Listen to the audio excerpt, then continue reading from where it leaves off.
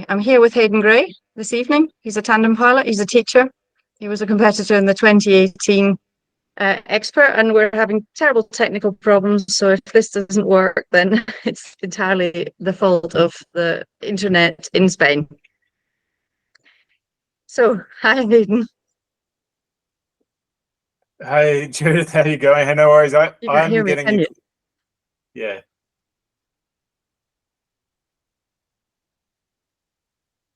Okay, we can try, but I'm not so sure that this is going to work. Today was an epic day. It all happened today. You're the guy who gets to say that there was guys in goal. Oh yeah, it's.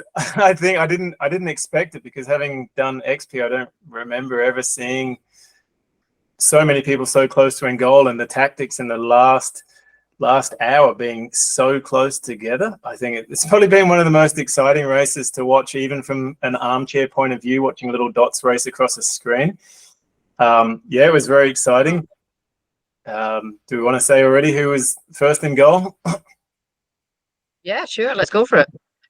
Yeah, so I think it's pretty impressive watching Simon Oberana run up the road and get into goal first. But I did notice quite a sharp change in his pace when I was watching the other two pilots, Shane Teen from Australia and Pierre Remy, in the background, thinking that they were a sure second and third place. And then one of the nicest moves of the day, I think, watching Christian. I'm going to get his name wrong. Christian Schugg. Watching Christian Schugg take this beautiful line and follow the mountains from the north instead of coming through the flatlands and landing out. And previously, what we watched where Shane, I think he just got one extra thermal that Pierre maybe didn't, and that just put him that little bit ahead. That he sort of kept that gain and was running up the road. And I was thinking, great, cool, Aussie in second place. That's pretty impressive for X-Pyr. And then watching Christian come from the north, and there was one point where I was speaking to Mattis Nebraska, who was on takeoff at the turn point with you, and it was a real wonder whether he was actually possibly going to take first place as well. But unfortunately, as I watched him cross the last valley, you saw that he sort of got in a bit low, and there wasn't much chance of getting over that last mountain and flying into the turn point. And Simon, I guess, got in there. How long beforehand was he ahead of Christian? Do you know the time?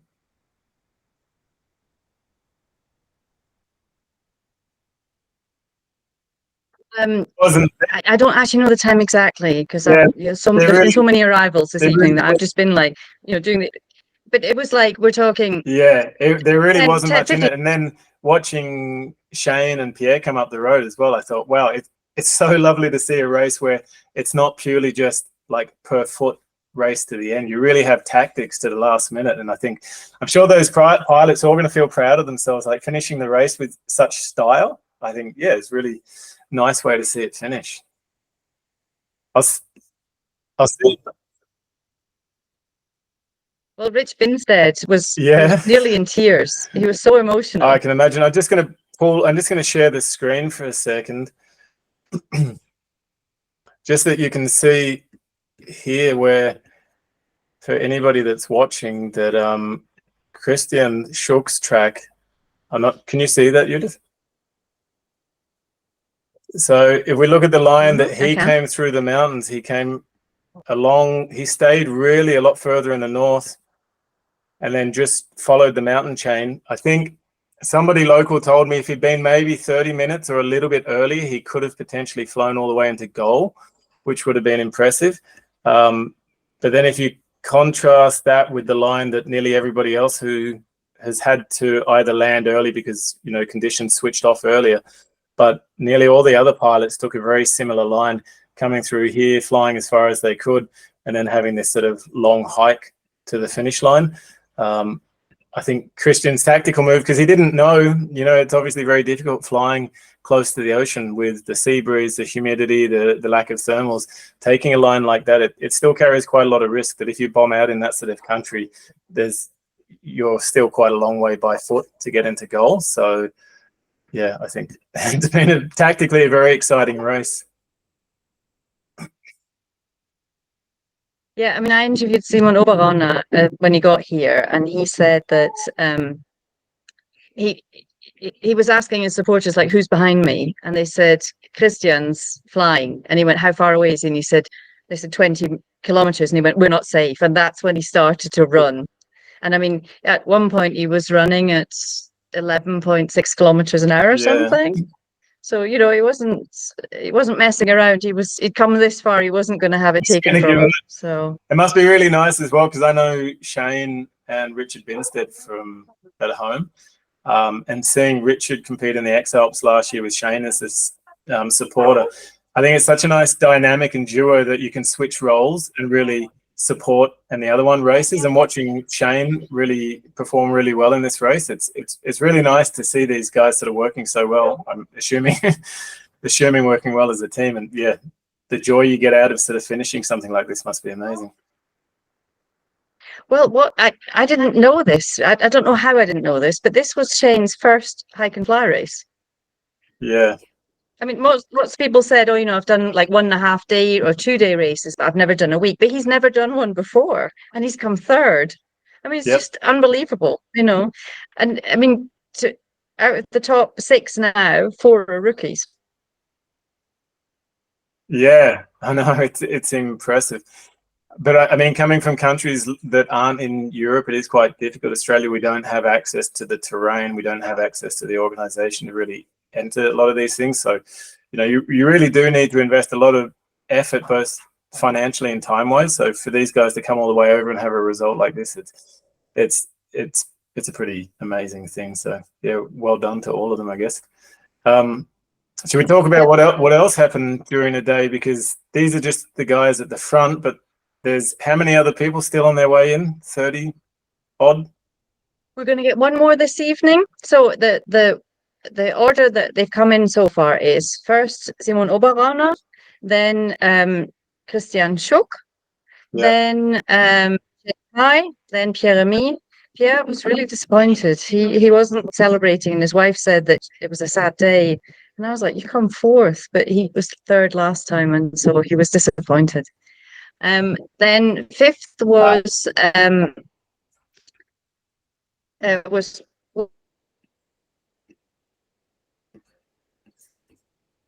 William Pierre, and then sixth was Jean de Biolay. And I need to check, but I think he's our first Belgian ever in goal. So that was really good. And the last one that's going to come in this evening is Maël Baguet. And then okay. And Lars is, I think he's not. And so Lars, we don't think he'll make it tonight. He'll be in tomorrow.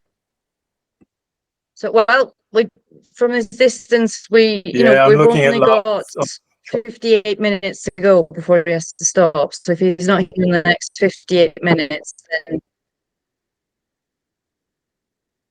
yeah, we better not pack up the cameras then. Yeah. So, yeah. So that's the order. I mean, and the other thing is.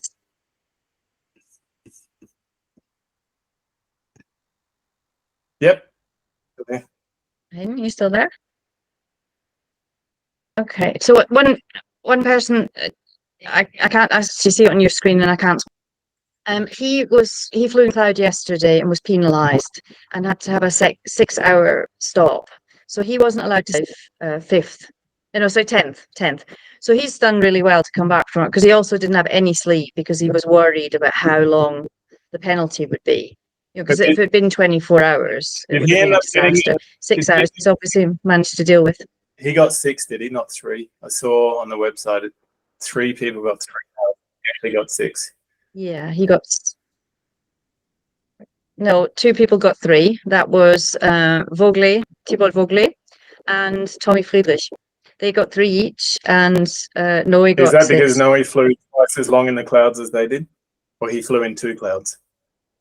I don't know, because I actually interviewed Noe last night at 9 o'clock when he stopped, and I mean it was a shame because it wasn't really the best time to interview him. But I actually didn't find out what the penalty was until I contacted Inigo this morning and he said, it's on the website, read it, I'm too busy. And I was like, okay, so I don't know the reasons and the reasoning behind it. I just know that he got 6 hours. And unfortunately, one of the pilots, Thibaut Vogler, who was penalised, is now withdrawn. I think he just said this evening that he's, mentally he's just not, it's kind of, he just doesn't want to continue. So he's one of our withdrawers today. Yeah, I was wondering what the guys are doing at the back of more towards the back of the pack, and I talked to David Ferrer. He's a friend that lives in Switzerland, Spanish guy.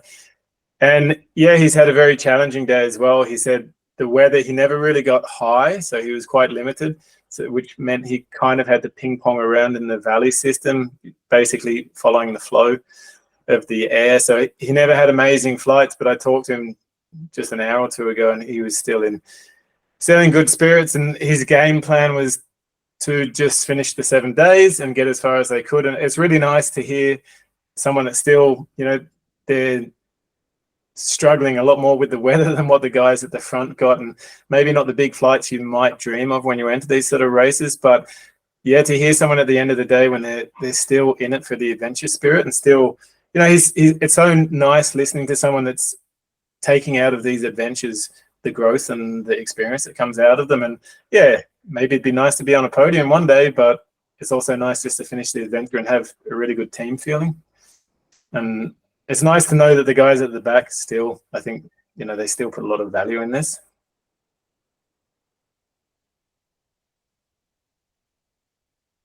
Oh, it's gone quiet. Well, talking of that, one of our guys interviewed Pascal Vallée, who's no, I can still hear you. So Pascal Vallée is pretty much at the back. He's now our oldest competitor since Durand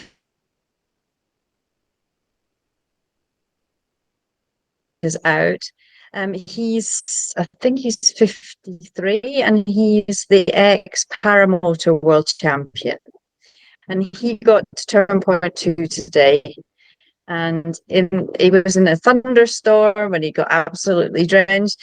And he arrived and he said, for me to get here is such a treat. I'm really, so, success is relative, isn't it? Yeah, exactly. Yeah, I did. I saw it. That's a victory. It's just brilliant. Sorry. I saw on the radar the chance and possible small isolated storms, and David told me today as well he was flying when there was a bit of storm around, and it really does sound like challenging conditions. But when you go into these races, if you think of going into these races expecting kind of bluebird days with big fluffy clouds to follow, it's just not the reality. If you go with the expectations that you take what you get and you make the best of it, then I think it's a lot easier to enjoy the race as well.